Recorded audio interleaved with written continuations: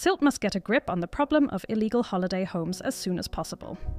Otherwise, Germany's most popular holiday island could collapse. An EU regulation from 2026 will exacerbate the problem. More on this in the Focus section. Good morning on this Wednesday, February 12th. I am Kirsten Stunkel and I've brought you these topics. The subject of abuse at riding stables and a content tip for the Berlinale. Plus, why a stork returns to Erfte without its mate.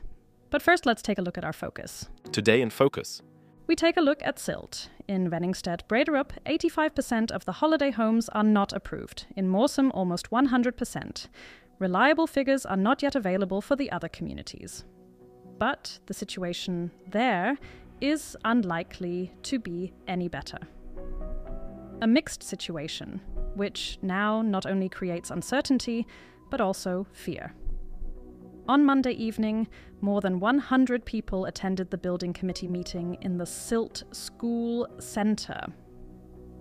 Among the visitors, representatives of the Merit Reichts Citizens Initiative, as well as vacation home owners, real estate agents, and architects. District Building Director Burkhard Janssen reported on inspections of illegal holiday homes on Sylt.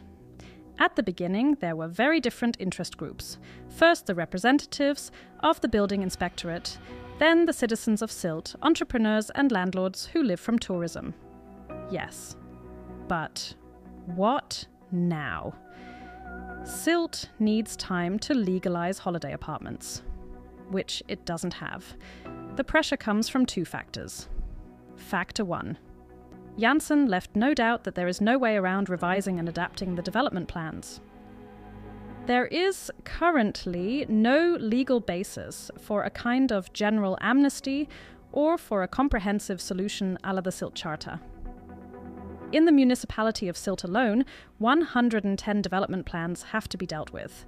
The whole thing is supposed to run for 10 years.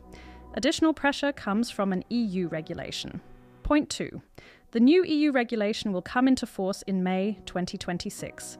It means that landlords of vacation rentals will have to register with the leading booking portals, from Airbnb to Booking.com, if they want to list their properties there.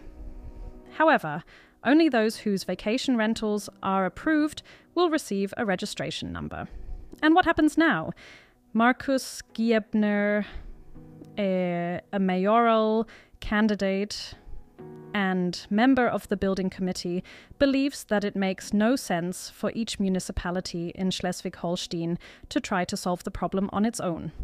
A solution would have to be found at the state or even federal level.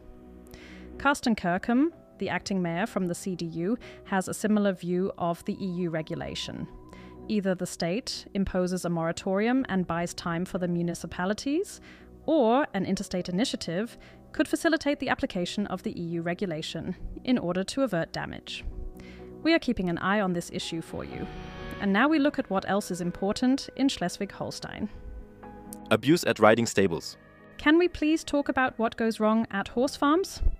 A simple Google search shows that there are dozens of lawsuits about sexual abuse at riding stables.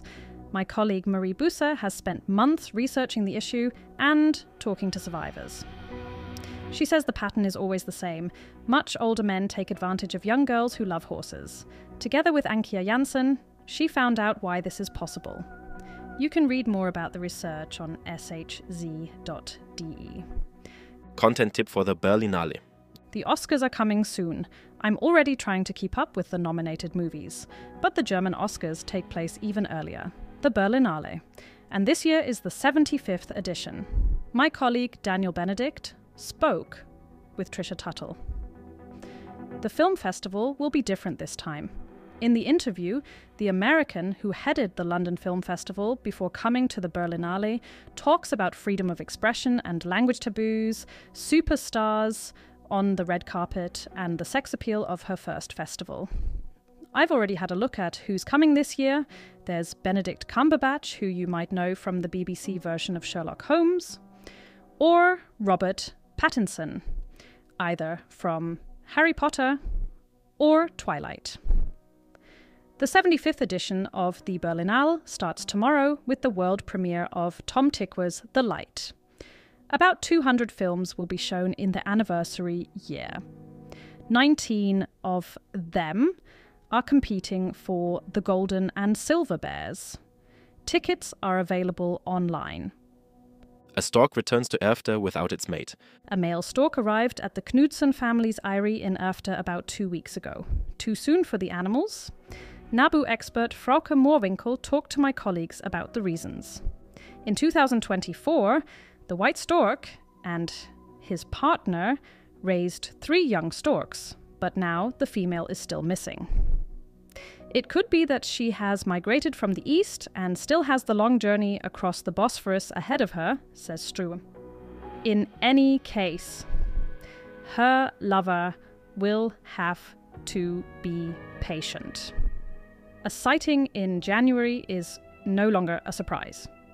According to the expert, when a stork returns has less to do with the low temperatures during the winter months and more to do with how far the stork has flown. Nowadays, many storks no longer migrate as far as southern Africa, but only as far as Central Africa or southern Europe. The climatic conditions have changed so that the birds no longer have to travel so far to get through the winter with enough food.